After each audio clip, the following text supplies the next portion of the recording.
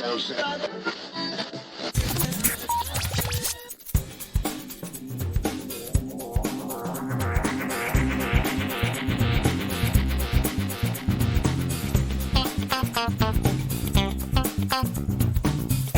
and welcome to episode 316 of Geektown Radio. I am back this week with Matt. How you doing? I'm good, David. How are you doing? I'm very, very well. So, been a couple of weeks since you've been on. What have you been up to? As I mentioned a couple of months ago, maybe, I started playing Psychonauts 1, which is obviously the Xbox game and everything from 2005. I was actually wrong about what I said about the first game. You can get it on PlayStation 2. I didn't actually know that until, because I started looking around for Psychonauts 2, and I found Psychonauts 1 on PlayStation 2. Okay. And Psychonauts 2 you can get on PlayStation 4, which is weird because Xbox owns Double Fine, although Xbox probably brought them after the deal was struck, so the deal was probably still going to PlayStation and stuff, or the game. But anyway, I finished the first game and I started the second game. I'd say I'm about 4 or 5 hours, something like that, into Psychonauts 2. Really, really good. It's quite stark, the difference between finishing a 2005 Xbox original game and then going to a 2021 PS4 game. Differences just hit me straight away. Obviously, graphically is the big difference, but like character designs look better and stuff, and voice acting is like cleaner and newer, and also on the animation front as well, like the way that Raz jumps about and stuff. And the second game kind of just starts straight away, like it just sort of clicks straight into place. It's really, really good. I'm really enjoying it. I really like how they've kept sort of the DNA of the first one. Like you get similar powers, you get to arrange them and stuff, and that's really cool. It actually gives you a bit of a recap of the first game. Not like everything, but it tells you like the important parts and the bit of the story. I suppose there was a little bit of the expectation of like, okay, people that are stepping into a sequel, 16 years later? Yeah. Some people might not have played it or they might not remember, so just give them a bit of a recap, which I thought was good. But yeah, really, really enjoying it. I have a couple of issues now and again with the combat, but I think that's just the way that I'm maybe fighting and stuff. I'm tending to sort of try to jump out the way of enemies instead of dodge, but the game is telling me to dodge, so I guess I should listen to it a bit more. But I've got to a point where, because I got like the clairvoyance and the telekinesis and the pyro powers, that kind of thing.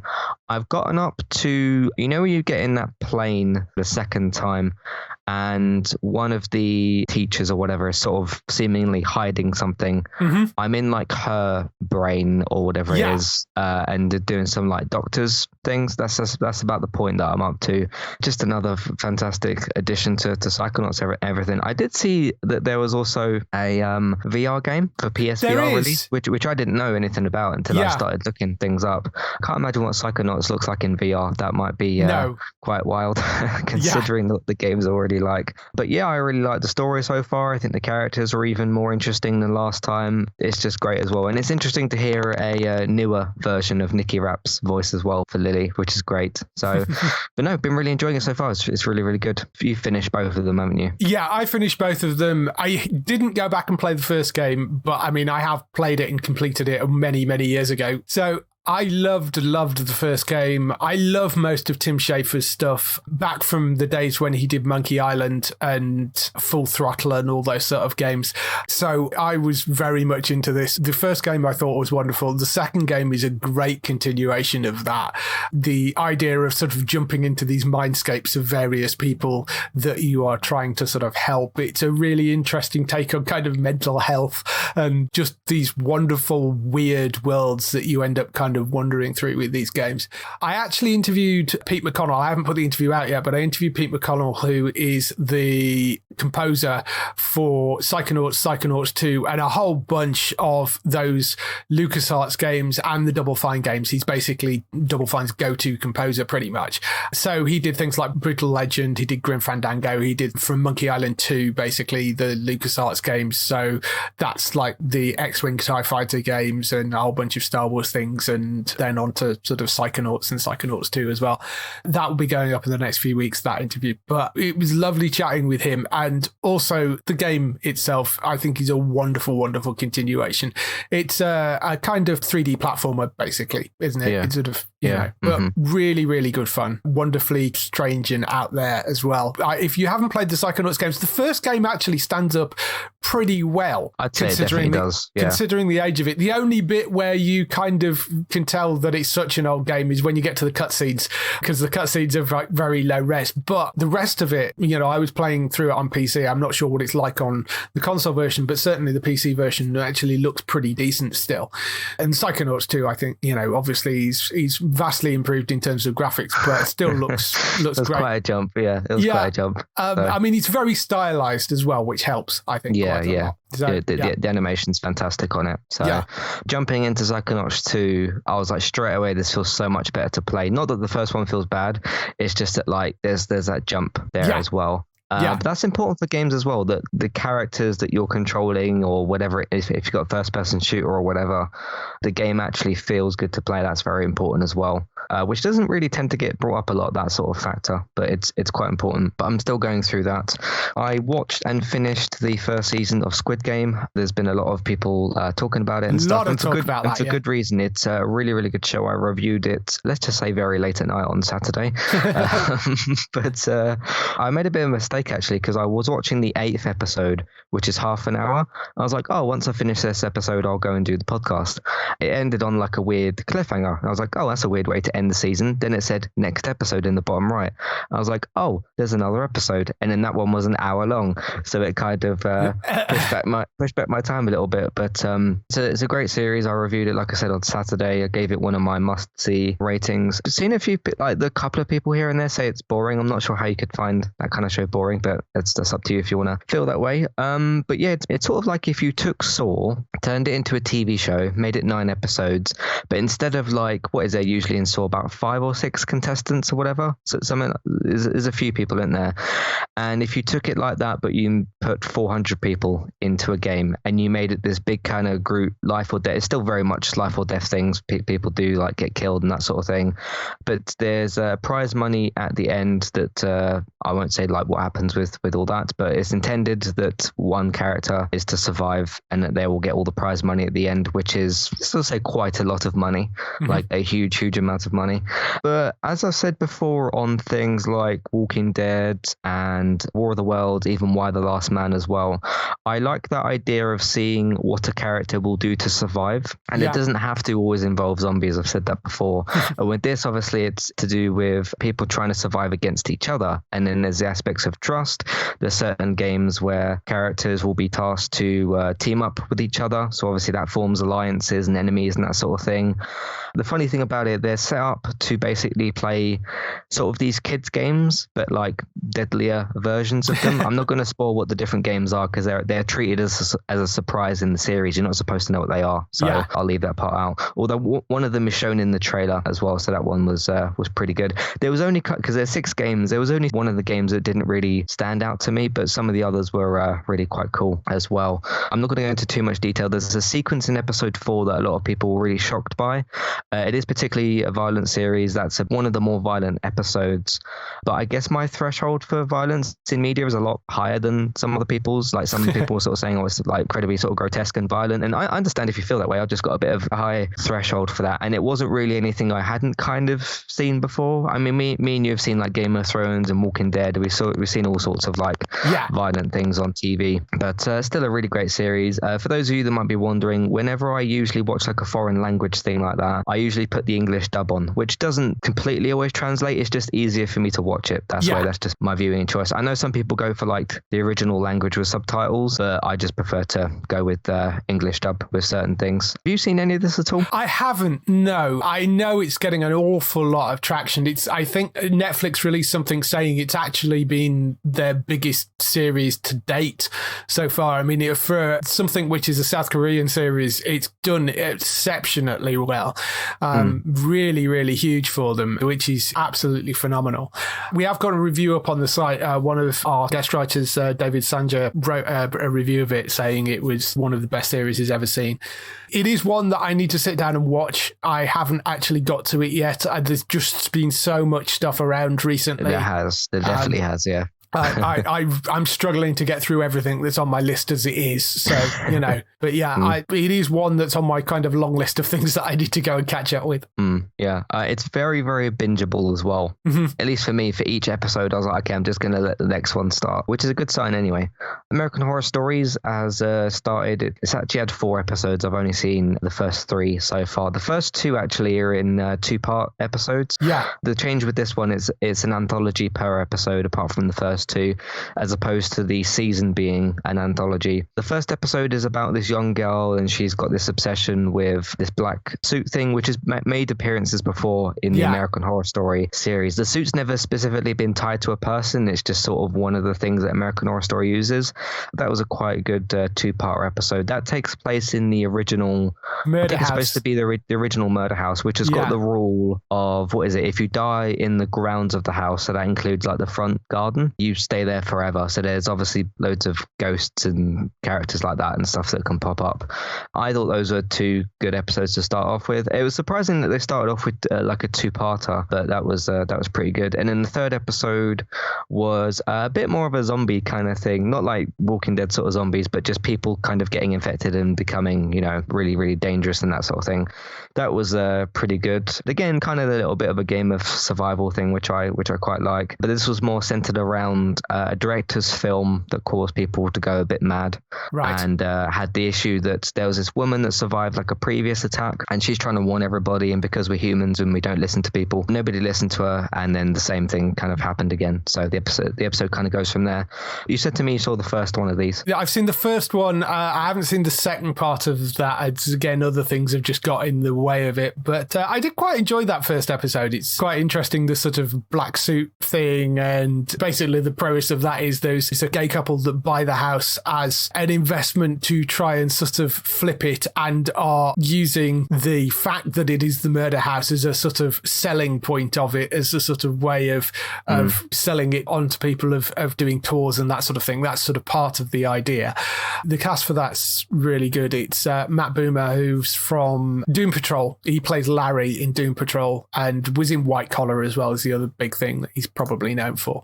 And Gavin Creel plays his other half, and then Sierra McCormick is the lead, who I think was Lilith in Supernatural is probably what she was known for. But she plays the sort of lead girl. But I did actually quite enjoy it. And horror's not my sort of thing, but I did enjoy that first episode, and I do want to see the second half of it. Whether I'll go through and watch the entire run, I don't know, but I did quite enjoy that first one. So it's another one that I need to get back to, but it's not top of my list of things when there's so much other stuff around right now. So yeah, it's one of the things for me of the American Horror Story where, because they've got different themes and stuff each season, I like horror that's a bit more grounded. I don't really tend to like supernatural kind of horror and like someone's died but they haven't because it was a dream, or some sort of thing like that, or especially if sort of like witches and stuff come into it, because I know that was one of the seasons that had like witch characters or something that I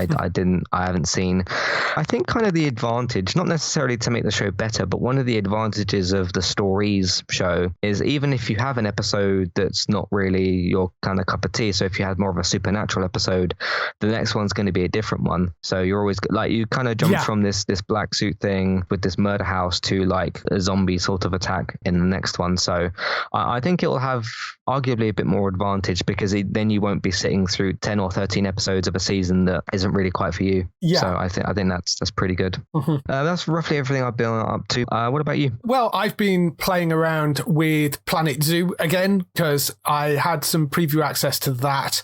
They are releasing actually today, because we're recording this on Monday, the North American pack and update 1.7. The North American pack is great because, Planet Zoo, obviously, zoo management game. You basically have a bunch of animals. You've got to build them habitats and manage the zoo. And you can basically build anything you like in that. They've got very, very detailed building systems. It's the same system pretty much that they use in Planet Coaster, which is another great sort of building game. The North American pack comes with beavers, prairie dogs, California sea lions, American alligators, moose, Arctic fox, cougars, and the American bullfrog. With the exception of maybe the alligators and the bullfrog, it is possibly the cutest pack they've released. The beavers are absolutely adorable. adorable. And they come with a new little enhancement thing, which is like a little sort of set piece where they can kind of build little dams and stuff on this little platform. But it's really cute. The sea lions are fantastic and prairie dogs are just adorably cute. It's a really cute pack that they've released of new animals. The update as well has got some great things in it. Some quality of life stuff like a random scenery placer. So rather than you having to kind of spin the scenery around to get sort of some randomness in it, each time you put like flowers or trees down, there's now a checkbox that you can click that randomly turns the direction of like the plant when you're trying to put it down. So that's quite useful. There's also things like path barriers and stuff, so you can block off certain paths to stop people going through. There's a bunch more filters on the Zoopedia, which allow you to calculate the amount of space you need for animals, which is quite useful, and be able to sort the Zoopedia by biomes and stuff. The major addition in the free update is animal talk seating. So you can create like little areas where we've had the animal talk stands where like an educator will come up and talk to the guests in the park and they get sort of some educational value from it. I've had that for a while, but now they actually have seating areas for people. So you can create like your own little sort of theatre thing, which is quite nice. And the other thing is the mapping tools. One of the issues has always been with that game is when you open up a new map, it's completely flat. And you can end up spending like an hour or two just creating topography on the map. So you've got something a bit more interesting to build on. What they have done now is you can import your own topography based on a JPEG, I think it is. So you can create your own kind of maps, either based on real world topography or one that you've made up in Photoshop. And you can import that in and create a more interesting layout to be able to build your park on. There are also some pre-made ones which you can get by selecting the sculpted option in the drop downs as well. So that's like been really good. They're improving that game pretty much with every update. Arguably, some of this stuff maybe should have been thought of in the first place, but I think they're doing a great job in sort of updating and adding stuff in. And if you like those sort of management sims and those building sims, Planet Zoo is still one of the best ones out there. So I would definitely highly recommend that. And as I say, the North American pack has got a bunch of really cute animals in, so definitely worth picking up. I think in terms of, because you said about like adding features in and stuff, obviously I've not played this game, so you obviously can speak to that. I think in terms of that kind of stuff, when you have games that have got like a lot going on, which this seems like it does, I think as long as the game has enough good features and things in it and works at launch, you can then kind of, we got this idea and add things in later. So sounds like that, from what you said, it sounds like they're doing a good job with that. They are. Frontier Developments that make some great games anyway, but they're doing a really good job with this. They've got Jurassic World Evolution 2 coming out soon as well, which is a sort of, again, it's another sort of park management sim, but obviously you're dealing with dinosaurs in that one. I have had a play around with that, but I can't really talk about it because it's under NDA right now, but I have had a play around with that as well. But I will be talking about that reasonably soon. Planet Zoo, certainly, if you like those sort of building games, it's really, really fun and well worth getting into. TV-wise, Zoey's Extraordinary Playlist came back. Now, I know you've seen pretty much the whole of this already, but the first episode came out on E4. Just wonderful. Again, I mean, it's a beautiful return to it. Picks up kind of sort of a few weeks after the end of the first season, which of course resulted in a tragic death. And Zoey has been staying with her mother. She's about to sort of get back into returning to work, and certain things have changed. There's been a few changes at the company. The mother obviously is struggling a little bit with moving on with her life. You've got her brother and her sister-in-law who are dealing with being new parents. And Zoey herself, of course, dealing with this sort of love triangle between her and the two boys that she's been dealing with. It's like putting on a warm, fuzzy sweater or, like wrapping yourself in a blanket. It's just lovely, that show. And I really adored the first episode. It manages to get an incredible amount of emotion into something which should be a silly sort of knockabout comedy. I mean, it's a musical comedy about a girl that hears people's emotions through song. And it's incredible how affecting that can be when she's stood there and suddenly hears somebody burst into song and it's a sort of sad lament of something or other. It's amazing how affecting that is.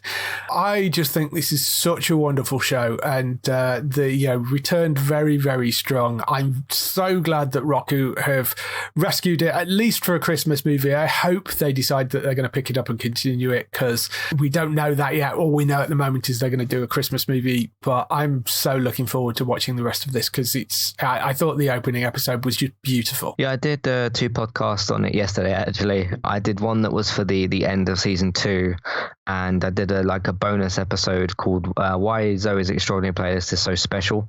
That podcast is both designed to try to invite other people to watch the show, because it's on NBC and hasn't got the biggest audience and that kind of thing, and it was also to just discuss with other people that obviously watch the show as well about just its qualities of the show.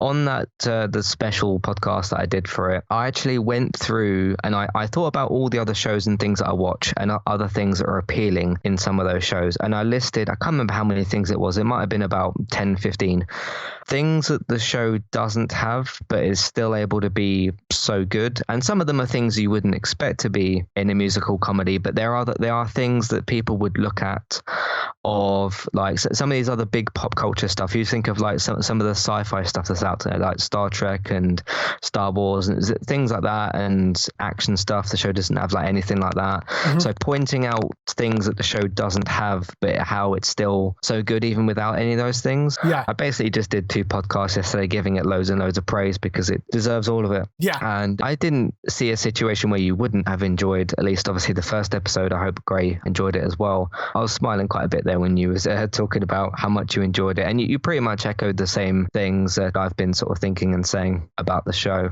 It seems like one of them shows definitely that's, it's got a bit of a smaller audience. It's on NBC and things, but most of the comments that I read about the show online, people seem to massively enjoy it, which is good as well. It will just help if that particular audience was bigger for the show as well, I suppose. I mean, I haven't actually checked its ratings and stuff, but NBC decided they didn't want it anymore, which was a shame.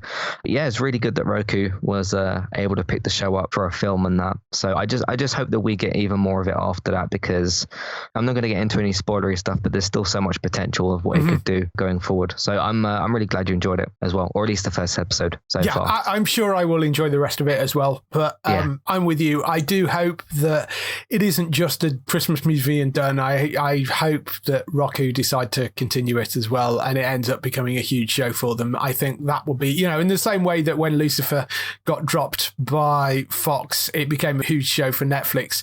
If this could become a flagship show for Roku, I'd be very, very happy about that. But, I'm glad we're at least getting the Christmas movie, and hopefully that will wrap a few things up if there were things left dangling at the end of the series. Moving on to something very, very different. One of the other new shows I watched this week, The Problem with Jon Stewart, which is a Apple TV Plus series. Essentially, it's a sort of current affairs comedy show in the vein of things like The Daily Show and Last Week Tonight. Although I would argue it leans more into the seriousness of some of the subjects. There is comedy in there because it's Jon Stewart and, he's a long-time host of The Daily Show. But there are certainly in the first episode a lot more serious points that he makes. John was heavily involved in getting healthcare for service people that worked on 9/11, and this is something which sort of is in that similar vein in that opening episode, because it's dealing with war veterans in the US, specifically burn pits, which, if you didn't know, basically when Americans go to war, their solution to getting rid of anything is to dig a big hole, cover it in aviation fuel and set it on fire. But the thing is they do this right next to where the army is based, and you get these huge pillars of black smoke that are effectively blowing directly into the lungs of the people inside the base. So there are obviously health issues coming with that, and the Veterans Affairs people are not doing anything about it. And that's pretty much what the opening episode is. It will make you probably incredibly angry, even if you're not an American when you do look at things like this and go, how is this being allowed to happen? They play up the fact that Americans love their veterans except when they're home and actually need healthcare. So it's really interesting. It's about a subject that I didn't really know anything about, and I'm sort of intrigued to see where they go and whether it slightly more leans into more comedy stuff later on. But it's nice to have Jon Stewart back on screen. It is a very, very interesting and very important thing that he's actually kind of dealing with. So that's on Apple TV Plus if you want to go and find that. But I found that really, really fascinating. Also on Apple TV, the other thing I watched was Foundation. I watched the first episode last week and talked a little bit about it. The second and third episodes are out now, and I've been watching through those. Really interesting structured series. It's one of those books, because it's an Isaac Asimov series of books, that I think people probably looked at and went, well, that's unfilmable. And they're doing an incredibly good job on managing to stitch that together, because it does jump around an awful lot in terms of the time periods. You've got various different characters. Like the cast of characters in the third episode is almost entirely different to the cast of characters in the first two. So you're sort of jumping around to a completely different time period in the third episode. And then the kind of continuing characters are Lee Pace and what they call Empire, which are these three clones of Cleon the First, who they describe it as being decanted at different ages. So the Empire is this overreaching kind of dictatorship that runs the entire galaxy. It's run by these three clones, one of which is sort of quite young, and then there's one which is a sort of, 30-year-old something who's kind of the main person that runs things, and then there is an older version as well, and the three of them run the galaxy together. The basic premise for the start of it is there is Jared Harris's character called Harry Seldon, who is a mathematician who studies psychohistory, which is an algorithm that allows him to predict the future. He basically predicts that the Empire is going to fall within the next 500 years. And obviously the emperors aren't particularly happy with the idea of that. So say, well, if that's what you believe, we'll let you study it, but we're going to banish you to this edge of the Empire, basically, to do this study. And they end up on this planet that's sort of desolate wasteland on the edge of the Empire. It's a really interesting, complex and dense series. Jumps around an awful lot. It's one of those shows that is willing you to kind of keep up, but it is spectacularly well stitched together. It feels like a story which I think people would have looked at and gone, well, there's no way you can film this, but they seem to have done a very, very good job in actually being able to put the whole thing together. So I'm really intrigued to see where they go with it. Well worth picking up. It looks incredible. I don't know how much money they threw at it, but my guess is there's a lot. Quite a bit, yeah. Have you caught any of this yet? I haven't yet. I went to watch it and then I did something else, but I'm still watching Morning Show and See on Apple. Yes, I'm a little bit behind on See at the moment. Morning Show's been great. I've been watching that weekly as it comes back. And like I say, there's 3 episodes of Foundation up at the moment. Really quite stunning sci-fi drama, high end. If you like things like The Expanse, this is definitely one for you, I think. It's got that same sort of level of complex, full-on sci-fi storytelling. So I think it's certainly one that is well worth going to watch. The one point I did make was the fact that I watched the 3rd episode of Foundation and thought, I still haven't watched this week's episode of The Flash. So went to watch that immediately afterwards, which was a mistake because, first of all, it wasn't a particularly great episode. Secondly, just the level of quality between the two. It's like watching a normal TV show, and then when you go and watch The Flash afterwards, it's like watching something built out of cardboard. Just the level of... I know one's Apple and has a lot of money thrown at it, but it really showed the juxtaposition between those sort of high-end streaming shows and network TV, just jumping from one to the other. Because, I mean, the episode that went out this week, Rayo de Luz, directed by Danielle Panabaker, I did wonder whether it was directed by Grant Gustin, because it was an episode of The Flash without The Flash in it, because he basically turns up at the start and saying, oh, we've had a tough time recently, I'm going to go on holiday with the missus, and then comes back right at the end of the episode. But that's like the only time in. I thought maybe Grant had been directing and that's why I wasn't in it, but it actually was Danielle that was directing the episode. Did perfectly okay in terms of directing, just it was a terrible story, it was dull, it was uninteresting, and it just didn't look particularly great. And, you know, particularly, I think it was a stark contrast having jumped from Foundation to that. Yeah. The Flash has had a weird problem for about the last 2 seasons. I remember you kind of spoke about this like a month or so ago, and I remember hearing you talk about it, and I thought, oh, somebody else has kind of like noticed. Not that nobody else has, but you'd noticed the same thing that I had. Why isn't he kind of using his Flash powers as much? Like, I know he's got the problem with the Speed Force thing and whatever that he's had. Even that went on far too long. Yeah. But like, even if you go back to, this is what, season 7, isn't it? I lose track of seasons in there. But even with the previous season, like, it sort of had turned into the Flash is going to talk you down instead of use his, you know, pretty incredible, because he's supposed to be very, very powerful. And they have shown that, like, over the years on the Flash, how incredibly powerful he can be. And I've spoken to a friend of mine about the Flash. He's called Barry. I've done a few episodes and stuff with him before on different stuff. And I remember he said he got to like the second, he dipped out a long, long time ago. He got to like the 2nd or 3rd season. And one of the things he pointed out, because he's a massive DC fan, he reads loads of DC books and all that sort of thing. And his main complaint about the show, even all the way back then, was the Flash being sort of handheld too much and not being as powerful as he should be. And that's probably been correct for most of the actual show. It's just particularly been shown up more in the last 2 and a bit sort of seasons, where instead of him even using his powers and maybe, okay, he's a bit weak, but even to the point where he's been able to somewhat use his powers, but he just doesn't sometimes. It's very strange. And even if you look at the other shows, I know something like Batwoman's a bit different because she doesn't have powers, but even if you look at like the Legends, or if you look at certainly the Superman show, Supergirl, what other ones do we have? Black Lightning. With most of the other shows, I don't tend to notice that problem as much. I've noticed with Legends, a lot of people have pointed out that they don't suit up as much, but that's not the same type of problem as like them not using their powers. Because even if you have like Roy from Legends, sure, okay, he might not suit up in the Heatwave thing, but as long as he still uses his flame gun and stuff, that's the kind of thing I'm talking about. Yeah. Or even if you look at like Supergirl, she still uses her powers. Martian Manhunter still transforms, uses his.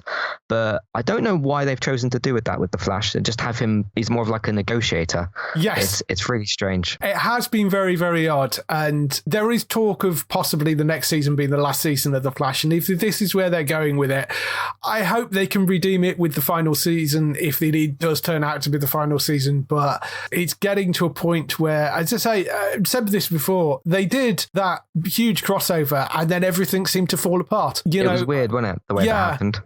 That should have been sort of an injection, a boost, and it just wasn't. I enjoyed that crossover. I know some people have mixed feelings about it, but I really enjoyed that crossover. And it should have been a big sort of reset thing. And they squandered it. And it's such a shame that that's where they went. I mean, Legends is sort of off doing its own thing, and that's fine. I think the Superman and Lois show, which I know still doesn't have a UK air date for some bizarre reason, but I've seen a few episodes of that, and that is a much better quality than the other stuff. The sort of Arrowverse 2.0 things like Superman and Lois and Stargirl, I think have been much better shows, but those sort of legacy things, which, I mean, with Supergirl's coming to an end, Flash is the only one really left, and sort of kind of Batwoman, which is sort of Arrowverse 1.5, I guess. But those sort of older shows are really struggling at this point, and it's a real shame, because I would like to see a final season of The Flash where The Flash is actually The Flash and actually does Flash things, not just negotiating with people, which seems to what he spends the entire time doing, which just starting to annoy me now. Yeah, I mean, this isn't an excuse for any of the shows, but it has been a bit different not leading up to or doing any kind of crossover. But that doesn't negate anything I said before about the Flash simply using his Flash powers. Like, that's not an excuse for that. But it's felt like a bit of a different, the actual seasons this time around. Yeah. So hopefully they can look at the Armageddon event, and that can be something that can kind of just kick a bit of life into this. Although Warner Brothers seems to be going away somewhat from the CW shows, because we're starting to get a lot more HBO Max things, like with Green Lantern, the Black Canary thing, and some of those others. Yeah. So plus, even though the Superman and Lois show is definitely still in the Arrowverse, it definitely is trying to be sort of moved away slightly. Yeah. Because this tonally is very different. So yeah, we'll see what happens next. But yes, there is rumours that the Flash is on its final season when it comes back. And I mean, if it's carrying on the way that it currently carrying on, that's possibly no bad thing. So that's all the stuff we've been doing this week. Let's move on to some TV and film news. So we kick off the TV and film news with the renewals, cancellations and pickups. One cancellation this week, Mr. Corman, which was a Joseph Gordon-Levitt-led dramedy on Apple TV Plus, has been cancelled after one season. This isn't one that you actually got round to watching, I'm assuming, on Apple TV. No. When I was reading through this, I was trying to remember what it was. Yeah. So that tells you how much I noticed it. Just doesn't seem to have broken through compared to like all the other shows on Apple TV Plus. So yeah. It's a shame, really. But I haven't seen it. No, I haven't seen it either. That's only lasted one season on Apple TV. They have decided to cancel it. That was Mr. Corman. Renewals, a few this week. We've got Archer, which has been renewed for season 13, so that will be coming back. BMF, which is the Stars series and runs on Stars Play over here. That's got an early season 2 renewal because season 1's only just started, so that's going to be back. What show is that? BMF. I think it stands for Black Mafia Family. I think it's a 50 Cent produced series. One of those. It's one of those like power things. I haven't watched any of it, but that is being given a second season renewal on Stars and Stars Play, so that will be coming back. Mysterious Benedict Society has been renewed for season 2 on Disney Plus, so that will be returning. Sex Life has been renewed for a second season on Netflix, and the biggest surprise this week, the original Law and Order, which ran for 20 seasons, has been revived for a 21st season 11 years after it was originally cancelled on NBC. They're bringing the original Law and Order back. They're trying to get some of the original cast back. Obviously, they can't get all of the original cast back because they're spread all over the place, but there is a lot of people to pick through, but that is returning for a 21st season. That's going to be back. So, is it fair to say NBC have become a bit of a strange network? They've been a strange network for a while, but yes. Maybe I've just noticed it later than other people have. Yes. I remember a couple of years ago, somebody gave NBC a nickname which was nothing but cancelled. That was way before like Zoey was on air and that kind of thing. I think there was a pilot season where they cancelled like loads of shows, and somebody gave it the nickname. So I think of that now. There was 2 or 3 years ago, they cancelled like about 6 shows in one go. It was 6 or 7 shows. It was ridiculous. They've revived the original Law and Order. That will be coming back for a 21st season. In terms of pickups and other news, Channel 4 and Channel 5 fell off air last weekend. I don't know whether you caught this.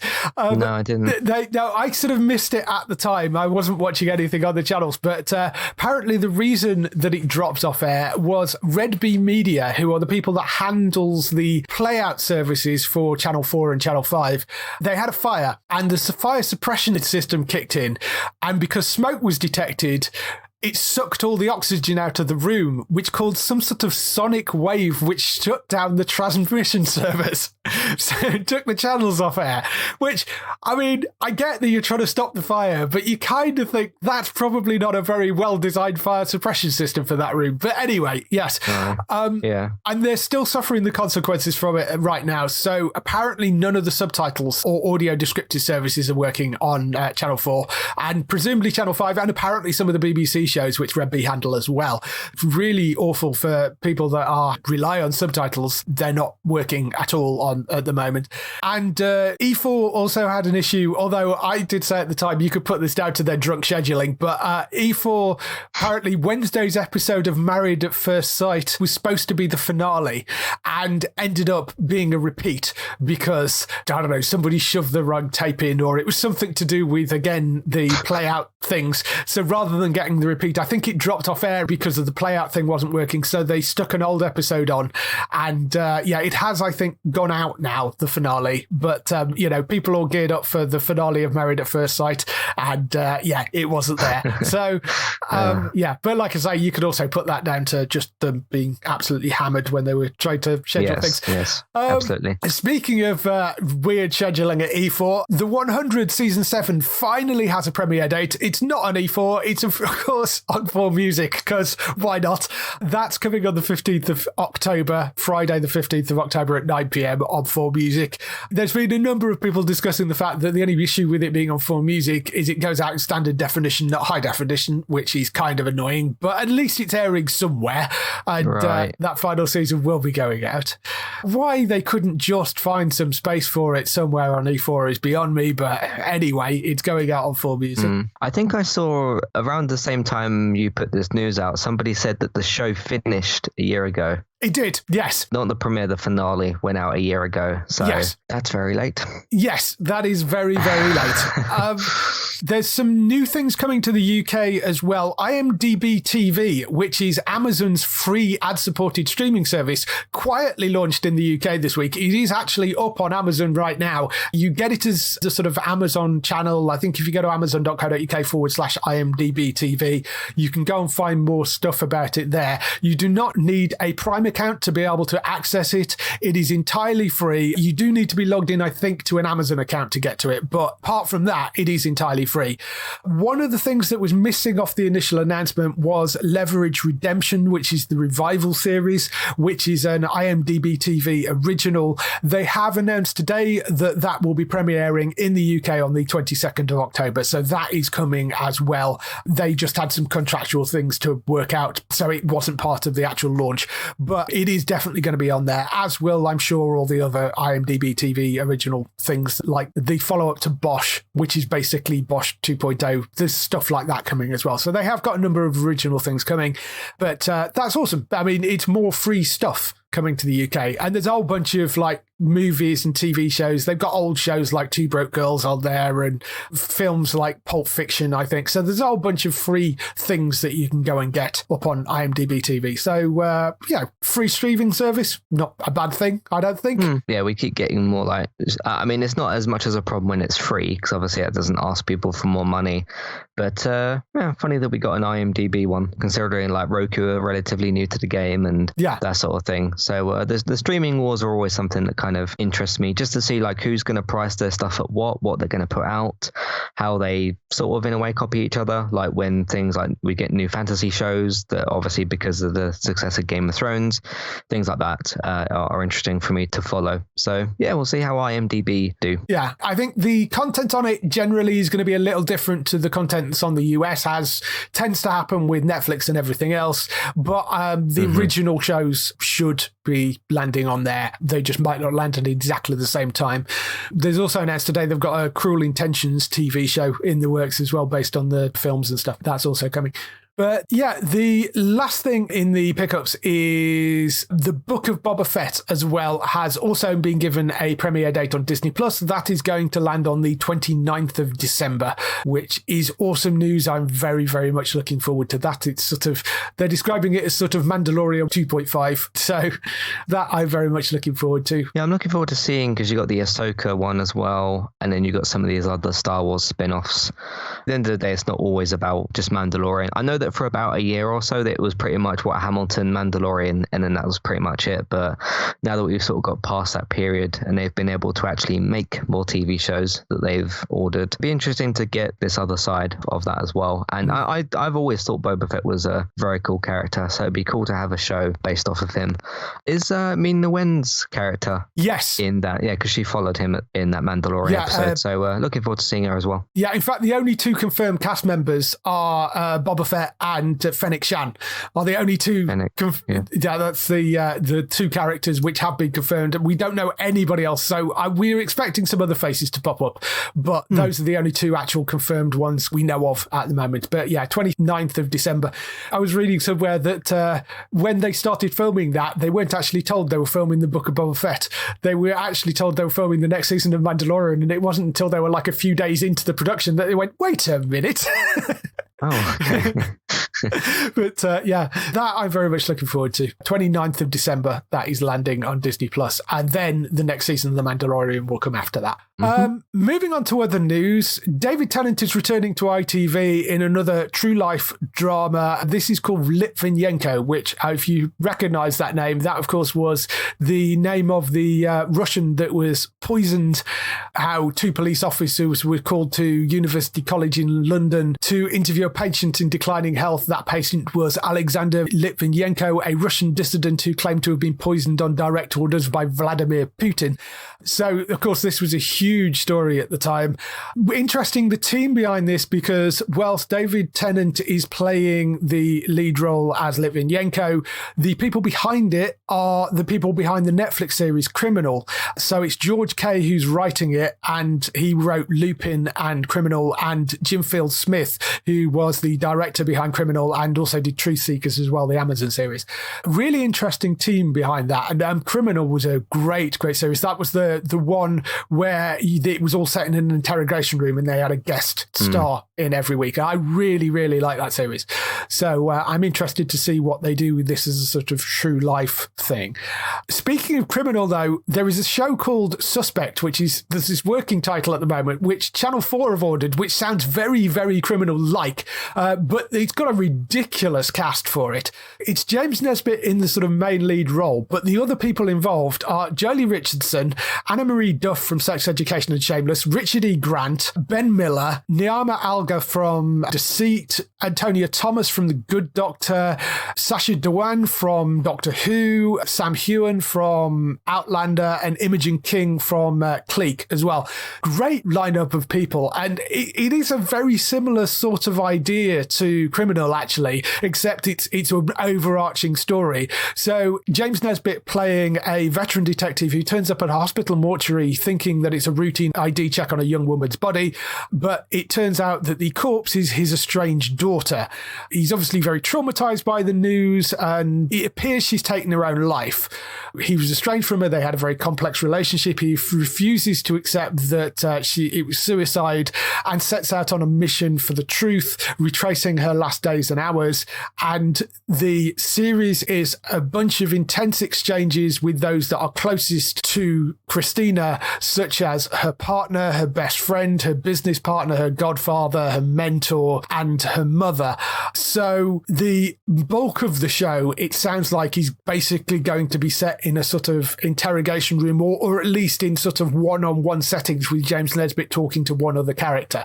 And each episode will presumably focus on that one other character, which is why you've got this like ridiculous bunch of names in there. So I think this sounds like it could be really quite good. It's directed by Dries Vos, who directed Ben Miller in Professor T, which is the new ITV show. And it's been written and adapted by Matt Baker, who also worked on Professor T as well. Suspect is the working title, so that may change, but it's filming this autumn on Channel 4, so presumably out early next year. But I think that sounds really quite interesting. You watched Criminal, didn't you? I did watch the first season. I forgot to watch the second season, which I think that the second one had Kit Harington in it, didn't it? It did, yeah. Yeah, that's the one I didn't quite get around to watching. Specifically when it comes to Netflix shows, I just forget sometimes what's on there because you just get flooded with content and it's hard to keep up. I even forgot like briefly last week that Sex Education season 3 was out when I was watching Squid Game. So but anyway, I mean, I guess that's what a list is for, but still, I know. Yeah, it sounds like it should be quite good. I don't know if it'll be as good as like the Criminal thing, but like you said, the cast list here is fairly good. And when you've got a situation like that, if I'm to compare it to what I know from Criminal, you've got to really make sure you've got your writing really good, and of course your performances as well, because there's not much else to completely sort of lean on.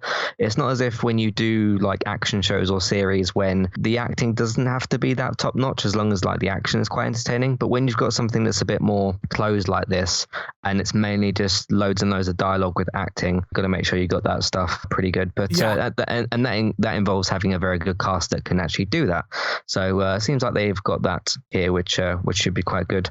Just on the David Tennant thing, I'll simply just say that I like David Tennant in pretty much everything that I've seen. I didn't finish watching Des just because I just kind of lost interest with it a little bit. I know it was only 3 episodes anyway, but I just kind of lost interest with it slightly. But David Tennant likes his ITV dramas, obviously like Broadchurch and things like that, which were very good. So I mean, it's never an issue for me where I don't think he's going to pull off the role. It just depends on who he's playing and what the story is and that sort of thing. Yeah. So we'll see how that goes. I'm sort of with you. I think he likes doing these sort of things for ITV because they're one-off dramas and he's not going to commit to anything for anything long-term, which is quite useful, I think. But yes, I think that does sound quite good. David Tennant's great. And I think Suspect sounds really interesting as well. I like James Nesbitt. I know there's a mixed reaction from some people on him, but I think the rest of the cast is superb as well. So I think that sounds like it's going to be a really interesting series as well. Moving on to a couple of other things. True Lies. CBS has set the cast for the pilot of the True Lies TV series, which is obviously based on the Arnold Schwarzenegger film. They've announced who are going to be taking the main roles in that. The setup for it, if you're unaware of True Lies, the movie, it's an unfulfilled suburban housewife who's shocked to discover that her seemingly bland and unremarkable computer consultant husband is actually a skilled international spy and finds herself propelled into a life of danger and adventure when she's recruited to work alongside him to save the world as they try to revitalize their passionless marriage. So, I mean, it's the same premise basically as the movie. The person that's taking on the role of Harry is Steve Howey, who's probably best known for his role as Kev in the Showtime series Shameless. He's also appeared on Sons of Anarchy and in SEAL Team as well. And there was an old CW show called Reba he was in as well. But he's kind of quite a big built guy, so fits in that kind of Arnie role quite well. Ginta Gonzaga is playing the role of Helen, who is the supportive wife. She is getting annoyed with the fact that Harry always seems to be away from home, thrilled when Harry invites her along to a trip to Paris, and then in for a rude shock when she finds a very different side to her husband. She has appeared in Space Force. She was in Togetherness, the HBO series. She was in I'm Dying Up Here and Kidding. She's also in the She-Hulk series as well, so you'll be seeing more of her coming up. Omar Miller is set to play Gib, who's a logistics guy for the group. Miller, probably best known for playing Walter Simmons on CSI Miami more than anything else. He was in Ballers as well. And Mike O'Gorman plays Luther, who is another undercover operative posing as a computer salesman. He was in Vice Principals, AP Bio, and Perry Mason. So that's the main sort of cast. The script for it is coming from Matt Nix, who created the wonderfully entertaining Burn Notice. He also did The Gifted as well, the Marvel series. And McGee, who is the legendary producer behind things like the Charlie's Angels films and Terminator Salvation. This has always been a very long-term passion project for him. He did the Lethal Weapon series and he did Chuck as well. So he's going to direct the pilot and exec produce for it as well. And James Cameron is also exec producing because he did the movie.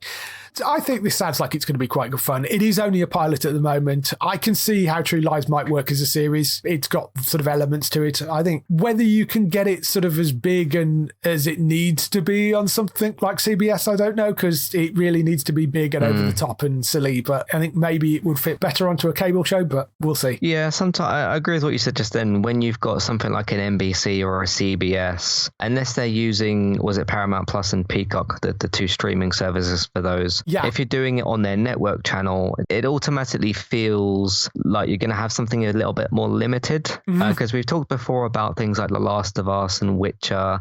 When you've got something which is a little bit bigger, which is like what you've kind of just said about it, sometimes you need a bit more put in there. Because if you were to try something like Last of Us or Witcher or whatever on a network thing, even if it was something slightly better like an ABC, which have come out with some good shows in the last couple of years, I don't know if CBS could do that. It's not to say they can't. There's obviously there's certain limits around what you can do on maybe that channel, but that's not to say it won't be good. So we'll just have to wait and see how that turns out. I'm not really familiar with True Lies at all, so I don't have anything to add in terms of that part of it. We'll just have to see how it goes. The movie was great fun, and I can sort of see how this might work as a series. I'm just not entirely convinced it's...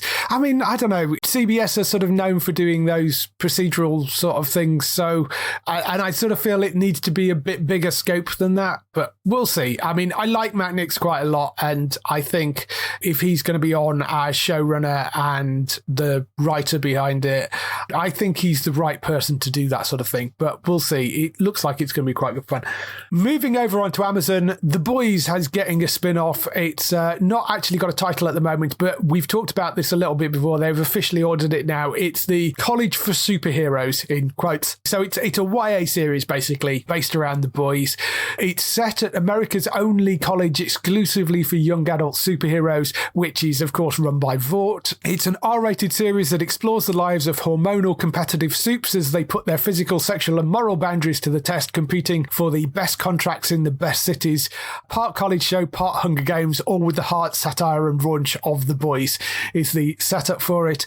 The cast includes Jad Sinclair, who was in Chilling Adventures of Sabrina, Lizzie Broadway from Here and Now, Shane Paul McGee, who was in Deputy, Amy Carino from Blind Spot, Regina Hardesty from Brockmire and The Flash, and Maddie Phillips from Teenage Bounty Hunters as the various young superheroes. There is more cast coming.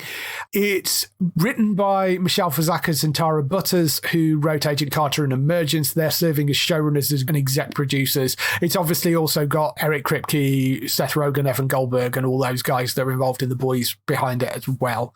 I think this sounds like it could be quite good fun. I mean, the main Boys series is wonderfully silly and over the top, and I like the idea of sort of a college version of that. I think could work quite well. Yeah, it's interesting thinking about like how kind of off the rails and violent The Boys can be in like the best way. If you switch that up and do it with a bunch of teenage kind of characters or like young adult sort of characters, that could be pretty crazy. But again, in the good way that the Boys can kind of do that, if you know what I mean.